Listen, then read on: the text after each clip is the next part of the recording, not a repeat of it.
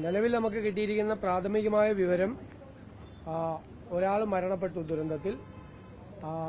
7 പേര് ആശുപത്രിയിലാണ്, 7 പേര് മിസ്സിംഗ് ആണ്, അവരെ കാണാതായിട്ടുണ്ട്. അപ്പോൾ ആദ്യം തന്നെ മീനങ്ങാടിയിൽ നിന്നുള്ള നമ്മുടെ ഫോഴ്സ് അവിടെ എത്തിച്ചേർന്നിട്ടുണ്ട്. കോഴിക്കോട് നിന്നുള്ള ഫോഴ്സ് കൂടി എത്തിച്ചേരും. പോലീസും ഫയർഫോഴ്സും അടക്കമുള്ള സംസ്ഥാന പോലീസിന്റെ സംവിധാനങ്ങളെല്ലാം ഉണ്ട്. അതുപോലെ തൃശ്ശൂരിൽ നിന്ന് ഡിഫൻസിന്റെ ഒരു സെക്യൂരിറ്റി ഫോഴ്സ് റെഡിയാക്കി നിർത്തിയിട്ടുണ്ട്. എല്ലാ സംവിധാനങ്ങളും അവിടെ വളരെ പെട്ടെന്ന് എത്തും. ഇത് മുൻകൂട്ടി ഈ മണ്ണ് നീക്കം ചെയ്യണം എന്ന് ആവശ്യപ്പെട്ടിട്ടുള്ളതായിരുന്നു. ജില്ലാ കളക്ടറും ഡിസാസ്റ്റർ മാനേജ്മെന്റ് അതോറിറ്റിയുടെ ചെയർമാനും 20-ാം തീയതി തന്നെ ഉത്തരവിറക്കി ഇതെല്ലാം നീക്കം ചെയ്യണമെന്ന് പറഞ്ഞിരുന്നതാണ്.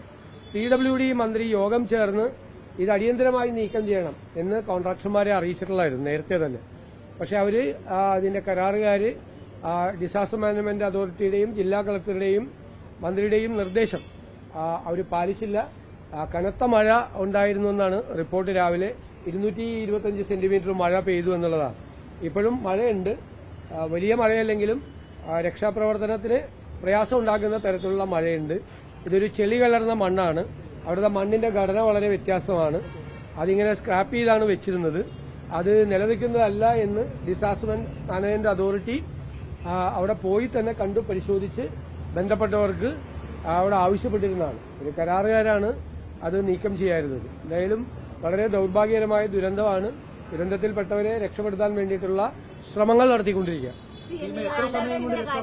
അലർട്ടിന്റെ കാര്യത്തിൽ എന്തെങ്കിലും കൺഫ്യൂഷൻ ഉണ്ടായിരുന്നോ? കാരണം കഴിഞ്ഞ ദിവസങ്ങളിൽ അവിടെ യെല്ലോ അലർട്ട് ആയിരുന്നു, പക്ഷേ റെഡ് അലർട്ടിന് സമാനമായ രീതിയിലുള്ള മഴ ലഭിക്കുകയും ചെയ്തു. പക്ഷേ റെഡ് അലർട്ട് പ്രഖ്യാപിച്ചിരുന്നില്ല അവിടെ. യെല്ലോ അലർട്ടാണ് പ്രഖ്യാപിച്ചിട്ടുള്ളത്. അലർട്ടിന്റെ പ്രശ്നമല്ല, മണ്ണ് കൂട്ടിയിട്ടിരിക്കുന്ന മണ്ണ് മാറ്റാത്തതല്ലേ പ്രശ്നം. 225 സെൻട്രൽ ഗവൺമെന്റിന്റെ പോളിസി അനുസരിച്ചിട്ടുള്ള ഇതാണ് ഡിക്ലെയർ ചെയ്തിരിക്കുന്നത്. ഇനി എന്തെങ്കിലും വിശദാംശങ്ങൾ ഉണ്ടെങ്കിൽ നമുക്ക് നോക്കാം. ഇത് പ്രാഥമികമായ വിവരങ്ങളാണ് ഞാൻ പറഞ്ഞത്. പ്രാഥമികമായി കിട്ടിയ ഞാൻ ചോദിക്കട്ടെ, അവിടെ ഈ മണ്ണ് കൂട്ടിയിട്ടിരിക്കുന്നതാണ് പ്രശ്നം. മഴ പെയ്താൽ അത് അപകടത്തിലാകും, അത് അപകടത്തിലേക്ക് പോകും എന്നതും മൺസൂണല്ലേ, പോകുമെന്നും മുൻകൂട്ടി ജില്ലാ കളക്ടർ തന്നെ ഉത്തരവായിട്ട് ഇറക്കിയിട്ടുണ്ടായിരുന്നു. ഉത്തരവിന്റെ കോപ്പി എന്റെ കയ്യിലുണ്ട്. 20-ാം തീയതി തന്നെ ഇറക്കിയതാണ്. പിന്നീട് PWD മിനിസ്റ്റർ പോയിട്ട് അവിടെ യോഗം ചേർന്നതാണ്. അവിടെ റവന്യൂ സെക്രട്ടറി കൂടി പങ്കെടുത്ത യോഗമെല്ലാം നടന്നതാണ്. ഗവൺമെന്റിന്റെ ഭാഗത്തു നിന്നും ഡിസാസ്റ്റർ മാനേജ്മെന്റ് അതോറിറ്റിയിൽ നിന്നും അവർ ചെയ്യാൻ കഴിയുന്ന എല്ലാം ഇത് ചെയ്തിട്ടുണ്ടായിരുന്നു. അവരത് അനുസരിച്ചില്ല എന്നുള്ളതാണ് ഏറ്റവും പ്രധാനപ്പെട്ട പ്രശ്നം. അത് ഇപ്പോ അവിടുത്തെ ഈ ഫോഴ്സുകളെല്ലാം അവിടെ എത്തിയിട്ടുണ്ട്. മഴയുടെയും ഈ മണ്ണിന്റെ ഘടന, ഒരു ചെളി കലർന്ന മണ്ണാണ് ഇതുള്ളത്. അത് റിമൂവ് ചെയ്യുന്നതിന് വേണ്ടിയിട്ടുള്ള നടപടി 8 എസ്കലേറ്റർ അവിടെ ഉണ്ട്, നേരത്തെ തന്നെ അവിടെ ഉണ്ട്.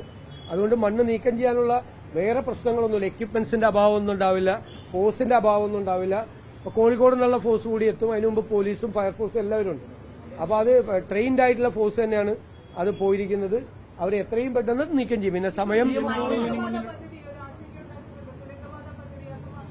അല്ല, ഇത് നമ്മൾ ഏത് പദ്ധതി ചെയ്യുമ്പോഴും ആ പദ്ധതിക്ക് ചില സേഫ്റ്റി മെഷേഴ്സ് ഉണ്ട്.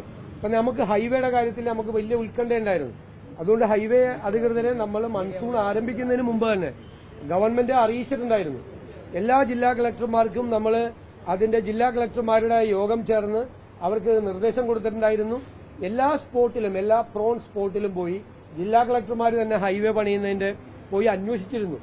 പിന്നെ മഴ കുറഞ്ഞതുകൊണ്ടാണ്. എങ്കിലും ഒരുപാട് സ്ഥലത്ത് ആവശ്യമായിട്ടുള്ള എക്യുപ്മെന്റ്സ് അടക്കമുള്ള സംഭവങ്ങൾ ഹൈവേയുമായി ബന്ധപ്പെട്ട് നമ്മൾ കൊടുത്തിട്ടുണ്ട്. ഹൈവേയുടെ നിർമ്മാണത്തിലും ആവശ്യമായ സേഫ്റ്റി മെഷേഴ്സ് എടുക്കുന്നില്ല എന്നുള്ള പരാതി സർക്കാരിനുണ്ട്. ഇല്ല, അവർ വേറെ ഇൻഫർമേഷൻസ് ഒന്നുമില്ല. നമ്മള് അത് ആണ് കൂടുതലും ജീവനക്കാർ 7 പേരെയാണ് മിസ്സിംഗ്. അപ്പൊ അവരെ കുറിച്ച് അവര് പണിക്കാരാണ്. അപ്പൊ അവരെ കുറിച്ചുള്ള വിവരങ്ങൾ നമ്മൾ ശേഖരിക്കുന്നേ. ഞാൻ പ്രാഥമികമായ വിവരമാണ് ഞാൻ പറഞ്ഞത്. ബാക്കിയുള്ള വിവരങ്ങൾ ശേഖരിച്ചു വരുന്നു. ഇപ്പൊ 2 മിനിസ്റ്റേഴ്സിനെ ഇപ്പോൾ നമ്മൾ അയക്കുകയാണ് അങ്ങോട്ട്. റവന്യൂ മന്ത്രി അനിൽകുമാറിനെയും വയനാട്ടിൽ നിന്നുള്ള മന്ത്രി T സിദ്ദിഖും ഇപ്പോൾ തന്നെ അവർ യാത്ര ചെയ്യിക്കും. അവരുടൻ തന്നെ അവിടെ തന്നെ എത്തിച്ചേർന്ന് ബാക്കിയുള്ള രക്ഷാപ്രവർത്തനങ്ങൾക്ക് നേതൃത്വം കൊടുക്കും. ഇവിടെ മുഖ്യമന്ത്രിയുടെ ഓഫീസും അതുപോലെ ചീഫ് സെക്രട്ടറിയുടെ ഓഫീസും ഡിസാസ്റ്റർ മാനേജ്മെന്റ് അതോറിറ്റിയുടെ ഓഫീസിലും ഇതെല്ലാം ഏകോപിപ്പിക്കുന്നുണ്ട്. എല്ലാ പ്രവർത്തനങ്ങളും ഏകോപിപ്പിക്കുന്നു. അത് പ്രാഥമികമായ വിവരങ്ങൾ മാത്രമേ നമുക്ക് കിട്ടിയിട്ടുള്ളത്. തീരുമാനിച്ചില്ല. ഇപ്പൊ എന്തായാലും 2 മന്ത്രിമാർ ഇപ്പൊ തന്നെ പോകും.